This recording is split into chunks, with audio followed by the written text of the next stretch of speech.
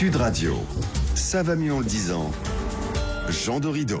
Bonjour Jean. Bonjour Clément, bonjour à tous. Docteur en psychologie, fondateur de l'application Zenfi, vous allez nous parler ce matin de comment des habitudes, comment construire une habitude.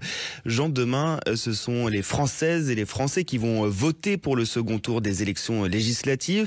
Alors il y a les personnes pour qui voter est une habitude bien ancrée, puis il y a celles pour qui voter est encore une habitude à construire. Alors Jean, est-ce que la psychologie c'est comment naissent et comment se construisent les habitudes?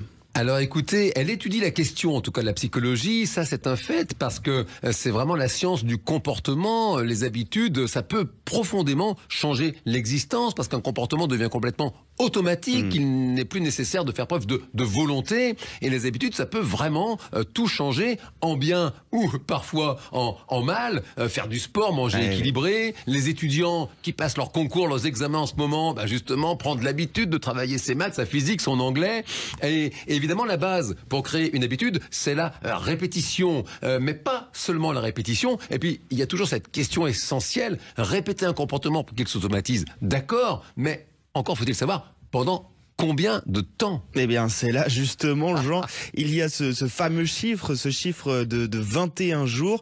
C'est vrai, cette histoire, est-ce qu'en 21 jours, une habitude peut s'installer? Aïe, mon cher Clément, non, ça n'est pas du tout validé par la science. Je vous remercie d'évoquer, parce que c'est une légende urbaine, on pourrait dire, assez solide. En fait, ça vient d'un livre qui est paru dans les années 60. Un chirurgien plasticien, monsieur Maxwell Maltz, il a observé ce monsieur que lorsqu'il faisait des opérations plastiques sur ses patients, eh bien, en moyenne, il leur fallait 21 jours pour s'habituer à leur nouveau visage, leur nouvelle physionomie. Et il a un petit peu, on va dire, généralisé ce résultat, et c'est devenu quelque chose d'assez ancré dans le développement personnel, on va dire, cette idée qu'en 21 jours, ça y est, vous répétez pendant 3 semaines, 21 jours, et ça y est, c'est automatique. Et en fait, non. Une étude a été réalisée, par exemple, en 2009, par une équipe britannique dirigée par la psychologue Philippa Lally, et ils ont proposé à plusieurs sujets de justement accomplir une activité physique quotidienne, ou alors de mieux s'hydrater. Ils ont suivi ça au fil du temps, et il a fallu, figurez-vous, pour que les comportements s'automatisent, entre 18 et 254 jours. C'est décourageant. C'est long, c'est très long, mon cher Clément, je vous l'accorde.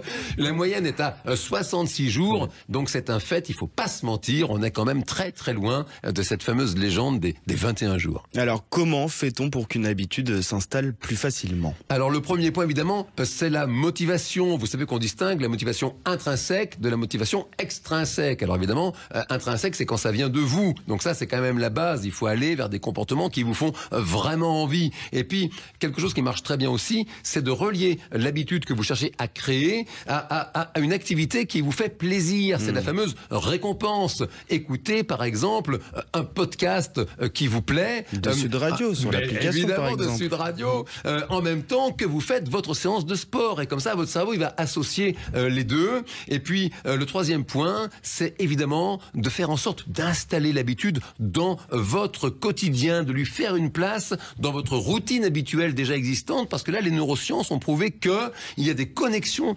cérébrales qui se font entre l'aire dédié à la mémoire et l'aire précisément dédié à la création d'habitudes. Donc motivation, récompense, associer les nouvelles habitudes aux anciennes, mais alors concrètement, est-ce que pour aller voter demain, par exemple, ça donne quoi? Alors, qu'est-ce que ça pourrait donner pour aller voter demain? Prévoyez, par exemple, d'inclure le petit crochet par le bureau de vote au sein de votre sortie traditionnelle dominicale, et puis peut-être associer au fait d'aller voter une récompense. On n'ose pas conseiller des sucreries, mais enfin bon, s'il y a quelque chose qui vous fait plaisir et que vous pouvez vraiment associer en même temps que le fait d'aller voter, ça vous aidera. Et puis évidemment, vous souvenir que c'est quelque chose d'essentiel pour vous. Il y a le devoir extérieur, et puis vraiment d'aller puiser en vous ce qui vous fait vibrer par le fait d'aller accomplir ce beau geste citoyen qu'est le fait d'aller voter. Et les bureaux de vote ouvrent demain à 8h. Yes. Merci beaucoup Jean Dorido, docteur en psychologie, fondateur de l'application Zenfi. Vous êtes aussi l'auteur du livre Il y a de la magie en vous chez Duno. Merci Jean. Merci Clément.